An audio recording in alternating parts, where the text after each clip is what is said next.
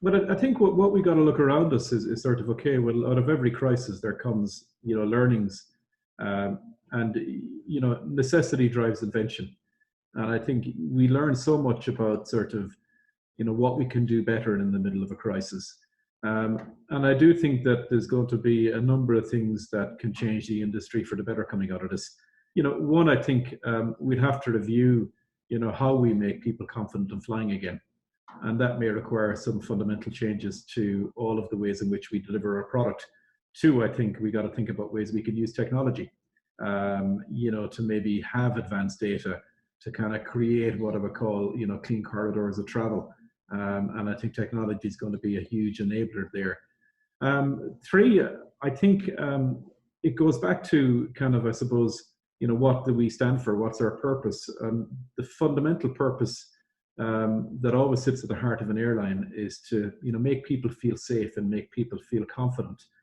And that's never going to be more important than it is at the minute. To kind of almost recommit to those fundamentals of what we offer. That's going to be essential as we come through this. I do think that if you look at the industry, it's a massive industry. It employs lots of people. It's resilient. We've been through crises before. We've come through this again. The way we deliver our service and the way we offer what we have to offer will be different in the future, but it will still exist, because I think humans by nature are adventurous. They want to see the world. They view travel as a fundamental experience.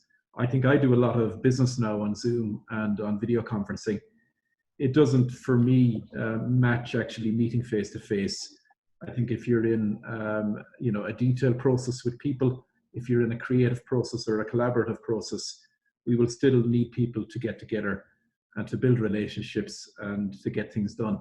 So, it's hard to stay positive at the minute, but we must draw on the positives, and we must look at things that will enable our business to get back on its feet. And that may be a combination of things that we can do in the airline industry, or expertise that we need to draw on from people like IASA, from the WHO, and from various regulatory bodies. But that's what we need to focus on, is how do we get the business back up and running, and how do we, I think, reinforce those fundamental promises of being safe and secure when you're flying.